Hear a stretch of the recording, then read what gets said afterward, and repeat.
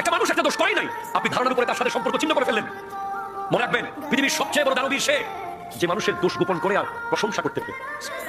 আপনি টাকা দিতে পারবেন সহজে, খাবার খাওয়ানো সহজ, চাকরি দেওয়া সহজ, বাচ্চা খাওয়ানো সহজ, কিন্তু কাউকে প্রশংসা করা কঠিন কাজ। আসসালামু আলাইকুম, হাই এভরিওয়ান, সবাই কেমন আছো? আশা করি সবাই অনেক ভালো আছো। আমি অনেক ভালো আছি তোমাদের দোয়ায়।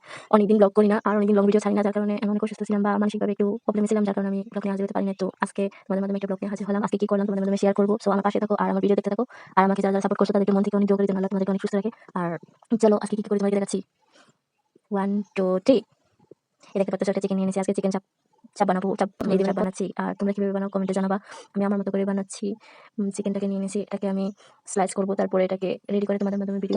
না দেখো, আমার চিকেন চাপ রেডি হয়ে গেছে। আসলে আমি আগে রেডি ভিডিওটা তোমাদেরকে দেখিয়েছি। তো আমি কিভাবে চাপ তৈরি করবো সেটা তোমাদেরকে আজকে দেখাবো। আমার রুটি দেখে কেউ হাসবে না, কারণ আমি কি করেছি, চিকেন চাপ বানিয়ে যে তেলটা পড়ছিল ওটাতে আমি রুটিগুলো ভেজে নিয়েছি, যার কারণে এমন দেখাচ্ছে। গাইস, আমি কিভাবে চাপ তৈরি করছি সেটা তোমাদের কাছে দেখাবো। তোমরা আমার সাথে থাকো। আর দেখতেছো এখানে আটা লবণ দিয়ে দিয়েছি স্বাদ মতো, আর হচ্ছে তেল দিয়ে দিচ্ছি, তারপরে নরমাল পানি দিয়ে দেবো। আর তোমরা হয় অনেক কিছু নর্মালি অনেক কিছু দাও, বাট আমি কিছু দিই না। তোমরা অনেক কিছু দিই, আমি নর্মালি শুধু আটা, তেল, পানি, লবণ দিয়ে ডোটা তৈরি করতেছি। ডোটা তৈরি করে একপাশে রেখে দেবো, আর হচ্ছে রেস্টে রেখে দেবো। আর বাকি যেগুলো আছে কাজগুলো করতেছো, গাইস দেখতে পাচ্ছো। ডো তুমি এখন ঘুমাও ভাই। আমি চিকেন চাপটা রেডি করার জন্য ডোটা একপাশে রেখে দিচ্ছি। আর গাইস দেখতে পাচ্ছো আমার এই চিকেন চাপ। তুমি বাবা একটা রেস্ট করো, আমি অন্য কিছু করি, তুমি এখানে একটু রেস্ট করো কেমন। 1 2 3 এখন চলো আরেকটা রেসিপিতে চলে যাই।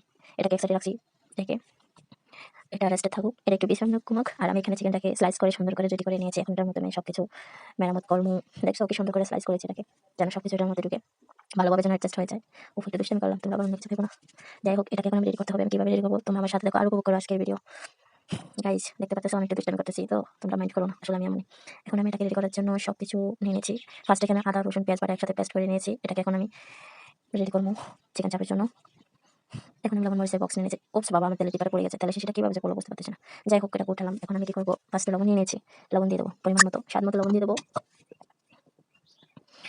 লবণ দিতে ভাবতেছি যদি কটা হয়ে যায়, যদি লবণ বেশি হয়ে যায় তাহলে স্বাদ লাগবে না, তাই আমি আমার স্বাদ মতো লবণ দিয়ে দিয়েছি। তুমি তোমাদের স্বাদ মতো লবণ দিয়ে দিও। এখন দেবো হচ্ছে হলুদের গুঁড়া, সরি এটা মরিচের গুঁড়া, হলুদ না, এটা মরিচের গুঁড়া। মরিচের গুঁড়ো দিয়ে দিচ্ছি স্বাদ মতো, 1.5 টেবিল চামচ দিয়েছি। এটাকে এখন রেডি করে রেখে দেবো। আসলে আমি না সবকিছু করলে আগে থেকে রেডি করে নিই, তো তার কারণে একটু লেট হচ্ছে, বাট গাইস তোমরা রাগ করো না। আর এখন নিয়ে নিয়েছি হলুদও 1.5 টেবিল চামচ দেবো। গাইস হলুদের কালারটা কিন্তু সেই অনেক ভালো। আবারও রেখে দিচ্ছি। এখন আমি দিই ওফস, এটা তো চা পাতার বক্স। যাই হোক, এটা হচ্ছে আমাদের স্পেশাল মশলা, যেটার মধ্যে সবকিছু অলরেডি সবকিছু মিক্স করা আছে। জাস্ট এখান থেকে দিয়ে দেবো আর তৈরি করে ফেলবো। গাইস আমি আমার স্বাদ মতো দিয়ে দিয়েছি 2 চামচ।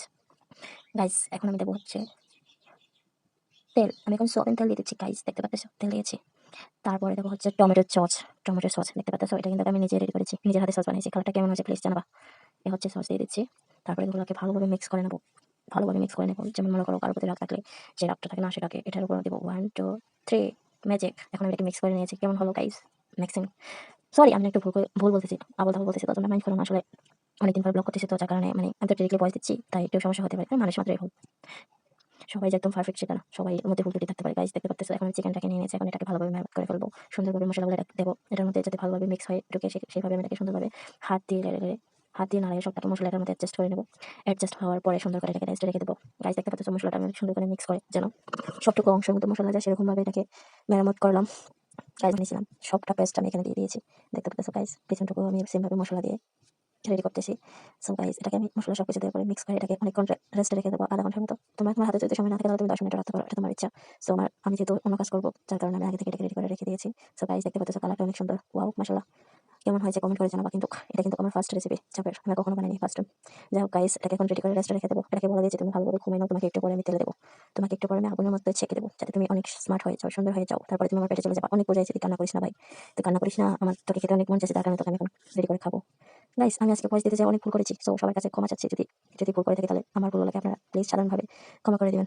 সো গাইস চলো কথা না বাড়িয়ে এখন বাকি কাজ করতে চলে যাই। ওই চিকেনটাকে আমি এক সাইডে রেস্টে রেখে দিচ্ছি, আর এদিকে ঢেকে রেখে দিচ্ছি। আর এদিকে হচ্ছে যে আমি আটাটাকে সুন্দর করে আবার ভালোভাবে মিক্স করে নিতেছি। দেখতে পাচ্ছ অনেক সফট হয়েছে, নরম হয়েছে, অনেক সুন্দর, তাই না? ভাবতেছো যে ঠান্ডা পানির ডো এত সুন্দর কিভাবে হয়? আসলে আমি এরকম ভাবে করতে ভালোবাসি, আর এটা নরম হয়, ভালো লাগে রুটিটা খেতে অনেক।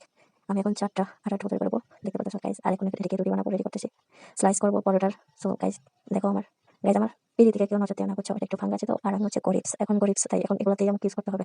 যখন বড় লোক হবো তখন বড় বড় ভালো ভালো জিনিস চেষ্টা করবো ব্যবহার করার জন্য। গাইজ আমার রুটি বলা দেখে কেউ আবার হাসবে না, আসলে আমার অনেক খিদা লাগছে তো আমি কোনো রকমের রুটিগুলোকে বেলে রেডি করতেছি। সো গাইজ হাইসো না কেউ।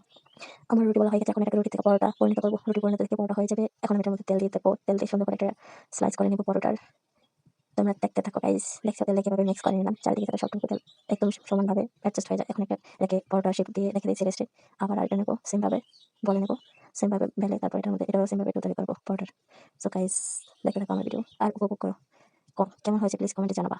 প্লিজ তোমরা হাসো না, তোমরা হাসলে আমার খুব কষ্ট লাগে গো। এখন আমি তেল দিয়ে দিচ্ছি। সো আবার সেমভাবে সুন্দরভাবে এটাকে একটু মিক্স করে নিলাম যাতে এটা সাদা হয়ে যায়, তো এটা তো সাদাই। যাই হোক, ডোটা কেমন হয়েছে প্লিজ কমেন্ট করে জানাবা। এই যে দেখতে পাচ্ছ ডো, সেমভাবে আমি সবগুলোকে একটু তৈরি করে নিয়েছি। আর ওইদিকে আমার মুরগি হয়তো ঘুম থেকে উঠে যাবে, জিলাপি মুরগি বেবিটা, ওটা আমি রেস্টে রাখছি তো মশলা মেখে। এখন এটা একটু কষ্ট হচ্ছে মনে হচ্ছে, আমারও কষ্ট হচ্ছে বেচারা, আমি কি করবো, আমার খেতে ইচ্ছে করেছে। গাইস দেখতে পাচ্ছ আমার 4টা ডো হয়ে যায়, অনলি 4। তো এগুলোকে আবার পরোটার সাথে বেলে নেবো। গাইস তোমরা কোন কোন জায়গা থেকে আমার ভিডিও দেখো প্লিজ কমেন্ট করে জানাবা, তোমাদের কমেন্টে রিপ্লাই আমি দেবো।